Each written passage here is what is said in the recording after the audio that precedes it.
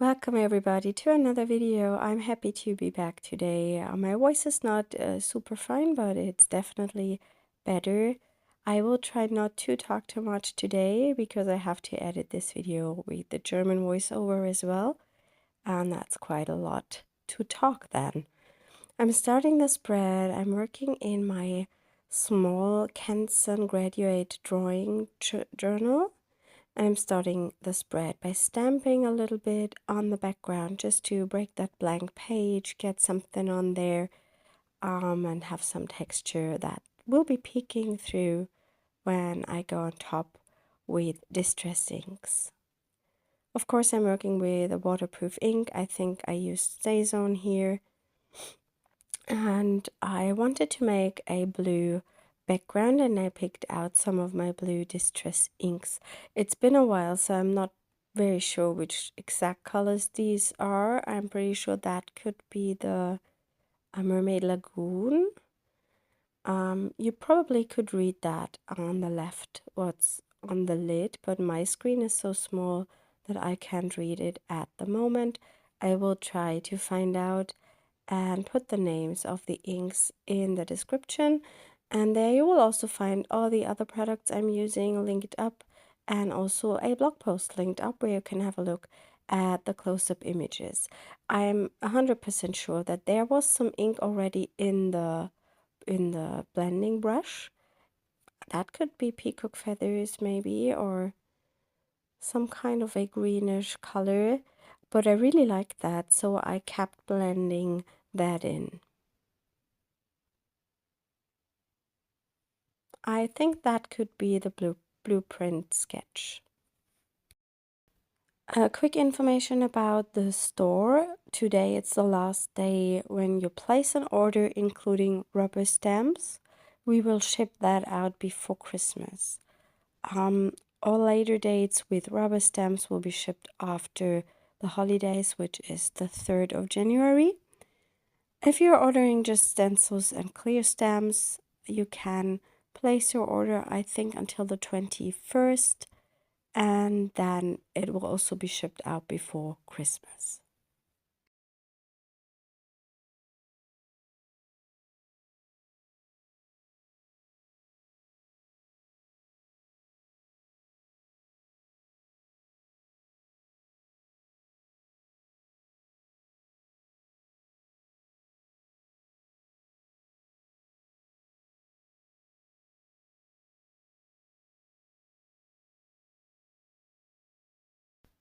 I'm happy with the colors of the background. I wanted to add some highlights, and as these are distress inks, they are water reactive, and that's a nice thing to work with. And I'm going to use some water to reactivate the ink and then pick it up from the page so I get some highlights. The stencil I've been using here was the crossed stencil. It's one of my favorites. I really like the texture it gives. It's very versatile, I think. And it works in so many ways, like you can use it in this way for backgrounds, but also use it with texture paste. And it's also really nice on the gel plate.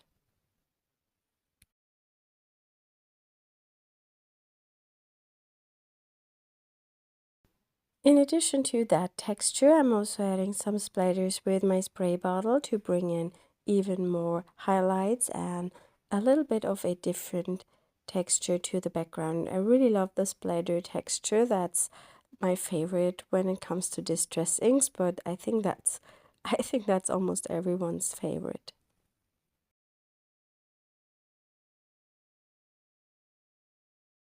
Whilst that background is dry and I'm stamping my focal images, I wanted to create a page with flowers, and I wanted to play with complementary colors. And here I'm stamping images from the loose floral stamp set with some embossing ink. And I'm using the mixed media paper from Canson. And I'm working on a kind of a foam mat to make sure I get a really good stamp impression.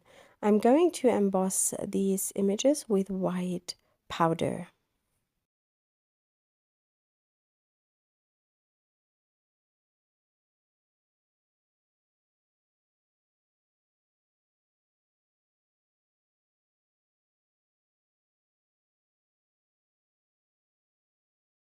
I'm now going to melt the embossing powder and then I'm going to color in the flowers. And to do that, I'm using a really easy and quick technique. I cut the flowers apart from the leaves and I'm just using my glass plate here and I'm dipping the ink pads onto the glass plate so they release their ink. I spritz them a little bit with water and then I dip in my stamped images. For the flowers where I have some leaves at the bottom, I will just try to just put the leaves then in some thin greenish later once that is dry and keep the flower orangey and yellowish. I think I used the fossilized ember together with the ripe persimmon. And that's a really fun technique, especially with embossing powder, as this resists the ink and then will pop up from through the ink and the outlines of the stamp will still be visible.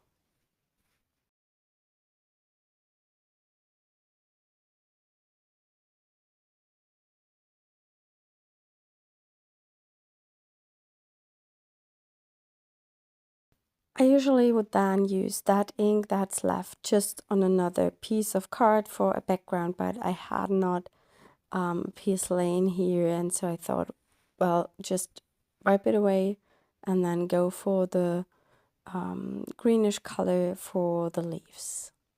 I'm using peeled paint here, and I think it's Peacock feathers, and I like to mix them a little bit together, and now I'm dipping in the images with the leaves.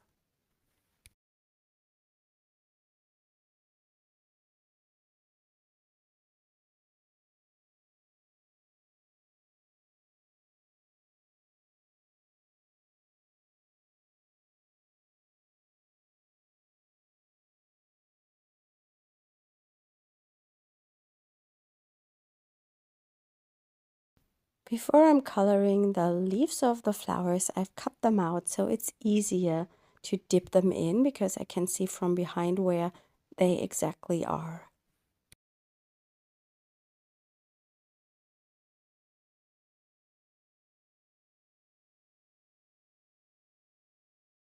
For my sentiment, I'm using letters from our A to Z stamp set. I picked the bigger ones with the outlines and I spelled the word smile and I'm stamping it to a piece of, also I think it's mixed media paper from Canson. That's my go-to paper for stamping and all that kind of stuff.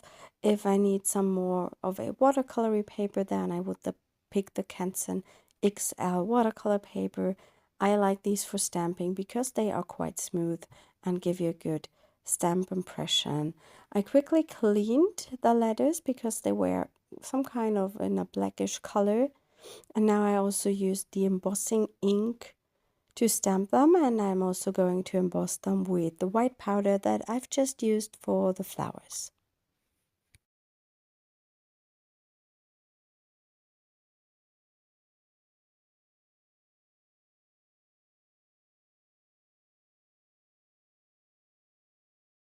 I heat set the embossing powder and now I'm going to use the same technique as I did before to color in the letters.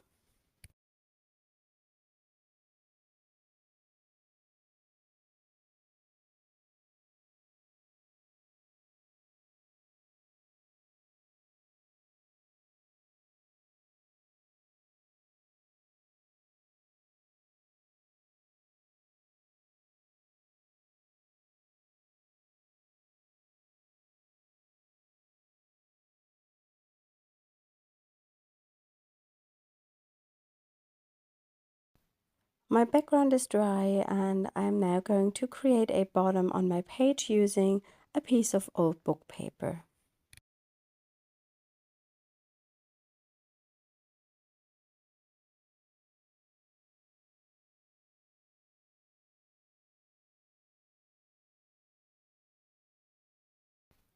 I am adhering this with a glue stick to the spread and I'm going to cut away the overlapping afterwards.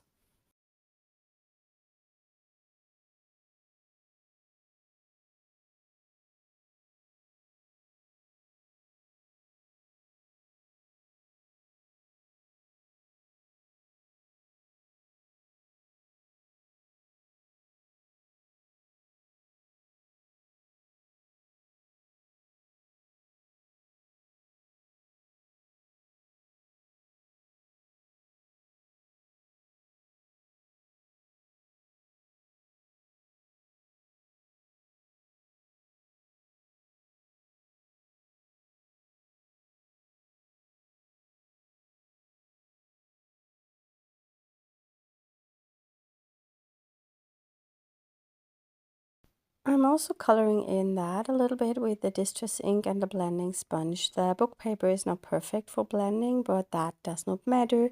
I just wanted to have some color on there, and I will try to find out which exact color that is and write it in the description.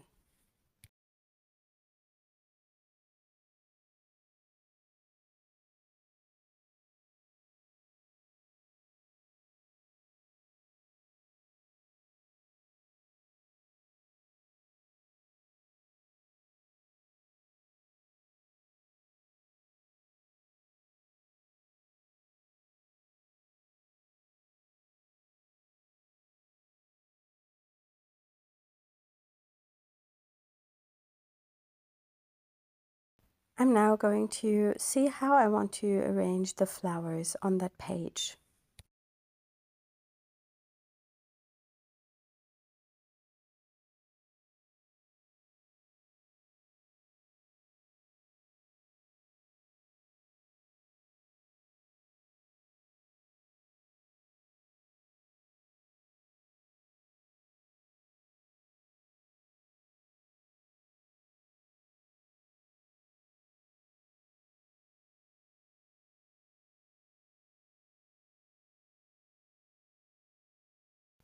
I'm using a Posca paint pen to draw a stem onto the page.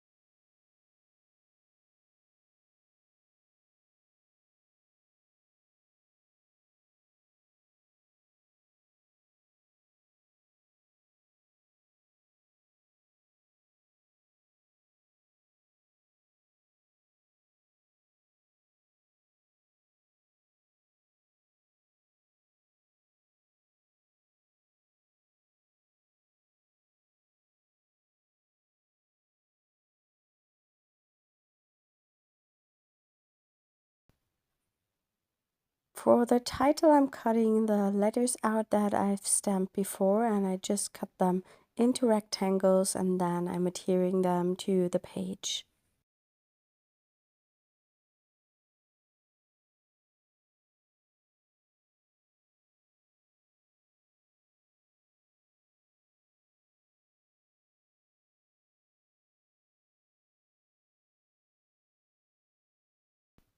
As I placed those letters down, I just decided I wanted them to be a little bit more yellow, so I dip all of them into the yellow back again.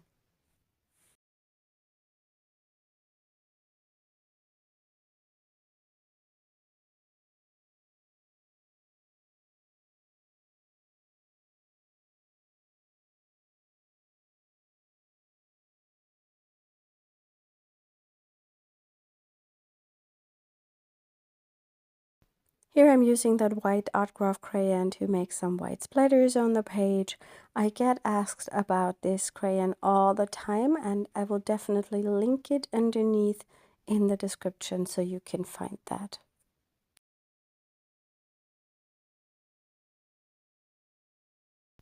As distress inks are water reactive, I'm drying the splatters with my heat tool because then they dry more quicker and do not absorb as much blue ink as they would if they would let them air dry. So they stay a bit more white.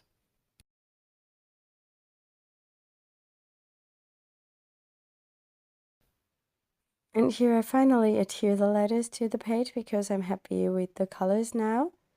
And I just start with the first letter and with the last one, and make sure to just split the letters with the same distance, so it looks, yeah, it looks perfect, I would say, or it looks just, I wanted to have it as kind of a border on the left side.